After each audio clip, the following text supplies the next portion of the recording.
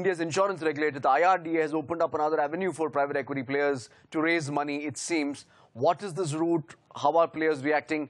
Priya again is standing by with some details. Priya. Well, with the macro environment looking tough as far as fundraising is concerned, the private equity industry is welcoming IRDA's clarifications of being able to receive investments from insurance companies. Now, in August, IRDA clarified that insurers would be allowed to invest in Category 2 alternate investment funds. Now, these Category 2 AIFs include private equity funds, debt funds, and also fund of funds. Now, in fact, investing in these funds would mean giving returns of about 10 to 15%, which is much higher than what they would get from the stock markets. But of course, there is a risk associated with it. And to reap these investments, insurance companies would have to stay invested for at least 7 years. So there would be, companies with only long-term traditional plans who would want to invest in private equity funds. Now, according to the IRDA rules, the overall exposure to venture funds and AIFs put together is about 3 to 5% for both life and general insurance companies. In fact, I had a chat with Ms.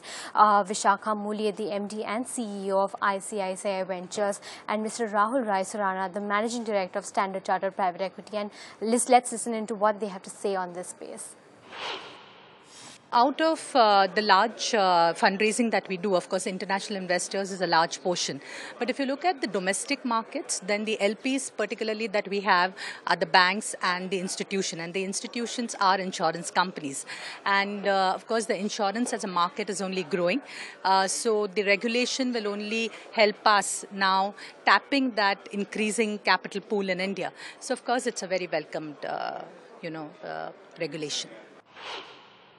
While IRDA has approved insurance companies to put money in both AIF Category 1 and 2, and obviously Category 2 being the one that's coming in terms of PE funds, I think it will still be some time before insurance companies start putting money in those funds.